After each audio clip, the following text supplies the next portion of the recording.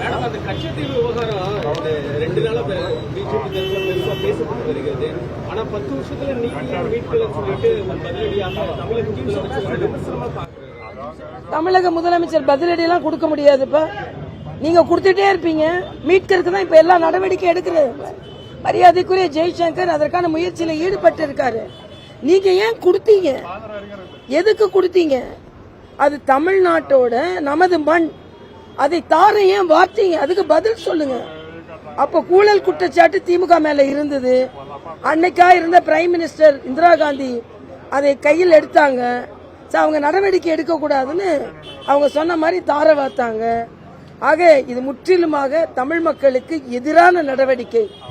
இதை திராவிட முன்னேற்ற கழகமும் காங்கிரஸ் தான் செஞ்சது. அன்றைக்கு ஜனா கிருஷ்ணமூர்த்தி அதை எதிர்த்து போராடினார். சட்ட வல்லுநர்களை வைத்து சட்டத்தில் போராடினார், சட்ட ரீதியாக போராடினார், வழக்கு போட்டார்.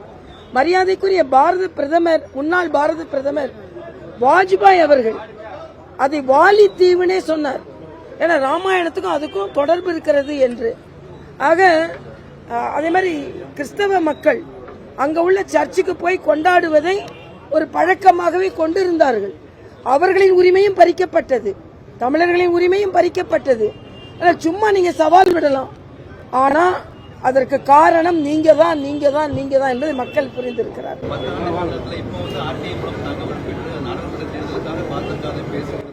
அப்படிலாம் இல்லை. இதுக்கு முன்னாலே நாங்க பலமுறை சொல்லியிருக்கோம், கச்சத்தீவை மீட்போம் என்று சொல்லியிருக்கிறோம்.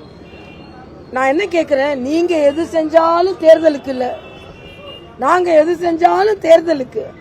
நீங்க ரொம்ப தியாகிங்க, தேர்தலை பத்தியே சிந்திக்க மாட்டீங்க. சிந்திக்காததுனாலதான் பெட்ரோல் டீசல் விலை பாண்டிச்சேரியை விட இங்க அதிகமா இருக்கு. கேஸ் 100 ரூபா குறைக்கிறேன், நீங்க குறைக்கல.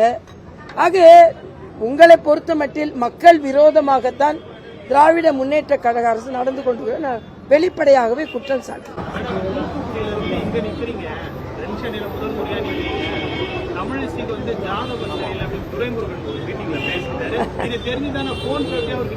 இல்ல, எனக்கு போன் பண்றதை விட நான் நேற்று பள்ளிக்கரணை கோயிலம்பாக்கெல்லாம் போனேன்.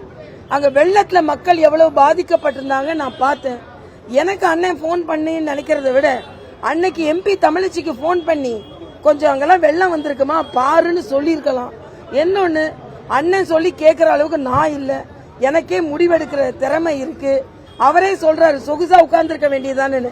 இப்ப சொகுசா உட்கார்ந்துருக்கிற இடத்த விட்டு வெளியே வரணும்னா மக்கள் மீது எவ்வளவு அன்பு. இன்னொன்று நான் சொல்றேன், திராவிட முன்னேற்ற கழகத்தை சார்ந்தவர்கள் மற்றவர்களை பேசும்போது மரியாதையா பேசணும். ராஜ கண்ணப்பனோட பைட் ஒன்னு பார்த்தேன். அந்த பொம்பளை யாரு சொல்றீங்க? நிதி அமைச்சர் தமிழிசைக்கெல்லாம் நான் பதில் சொல்றேன். தமிழிசை உங்களுக்கு குறைச்சலா?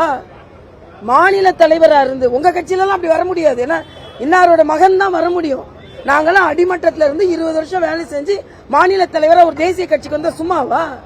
2 மாநில ஆளுநரா, 2 சட்டமன்றத்தில் கவர்னர் உரை நிகழ்த்தியவளா, 2 தேர்தலை பார்த்தவரா, 4 முதலமைச்சர்கள் கூட பழகியவளா இருக்கும்போது உங்களுக்கு அவ்வளவு சாதாரணமா போயிட்டாங்களா? நாங்க அந்த ஆம்புலன்ஸ் சொல்றோமா? அந்த பொம்பளையாம்.